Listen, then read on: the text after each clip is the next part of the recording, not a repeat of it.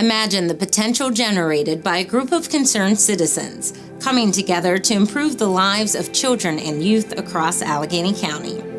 That's what motivated the founders of Child Watch of Pittsburgh in 1992. They informed the community about issues impacting children and urged decision and policymakers to solve such problems. Their efforts transformed Allegheny County's Children's Court. We created a coalition of agencies and individuals who focused on advocacy. We didn't provide services. We did feed the children, but we did not provide a service. We brought all of those people, a coalition together to give children a voice. Not one group can know everything. We learn from each other, we gain from each other, and we help each other. And in the end, doing so helps us help children. Child Watch has helped children who are the most vulnerable members of the community, those touched by the court system. Before I came on the bench, the family courthouse was out in Oakland, down in the basement. It's my understanding was not a very good place to be. Not only was it tough coming to court, but then when you got there was really no place, for any privacy. The majority of the time, there's no place even to sit down.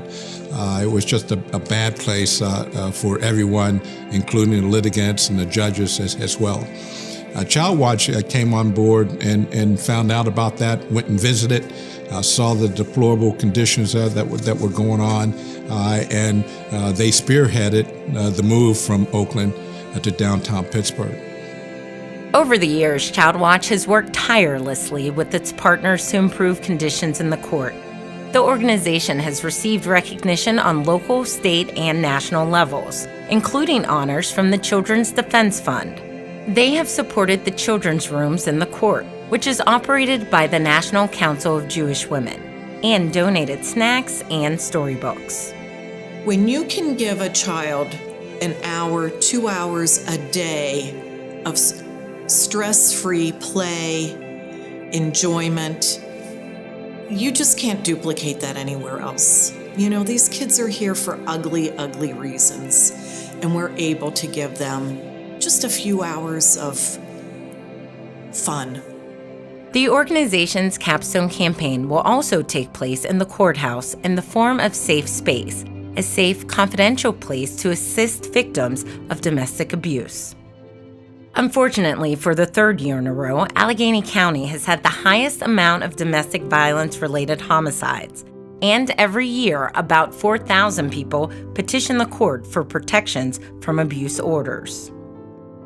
The way the system is set up now, there isn't a guarantee that you're not going to see the defendant on the day of the hearing, right? So although there's separate waiting areas, you sort of enter together you could enter into the courthouse and pass each other.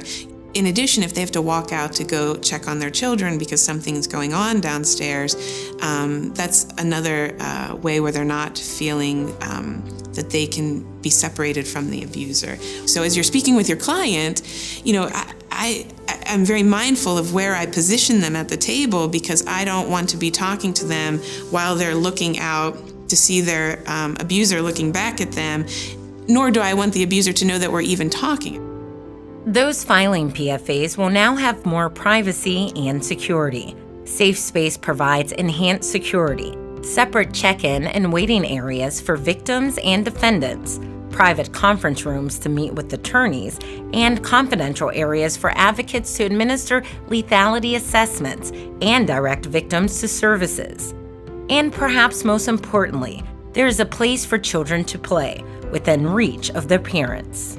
I think this is one of the first steps, one of the first major steps in the court becoming trauma-informed. Parents who are coming in with their children won't have to leave their children in the children's room on the first floor and be concerned about what's happening with their children. Sometimes in that situation, while you might not want your child sitting there next to you while you're having the interview, you want them close by. You want to watch and see where they are. So this is the first major step, I would say, in this process. We all know that as individuals and as organizations, we tend to commit our time and our energy and our resources to those things that are a priority for us. And it sends a message to the community that we do prioritize this work. We do prioritize the needs of families, of all of the litigants that come in on domestic violence cases, enough to provide safe and confidential space, and we want to respond to meet the needs of the families that come to us. Safe Space is a shining example of the work of Child Watch, which Allies for Children, its successor organization, intends to continue. I'm one of 5 members of Child Watch Board who have continued on as directors of Allied for Children. And not only as a member of the board, but all of us are in some kind of leadership position, whether chairing a committee or as an officer. So that which was Child Watch and its mission is clearly being advanced through that membership. We are the adults in this community, and they are our responsibility. They might only be 1/4 of our community, but children are 100% of our future. For more information about Child Watch and their work to elevate the voices of children, log on to alliesforchildren.org and click the Who We Are tab.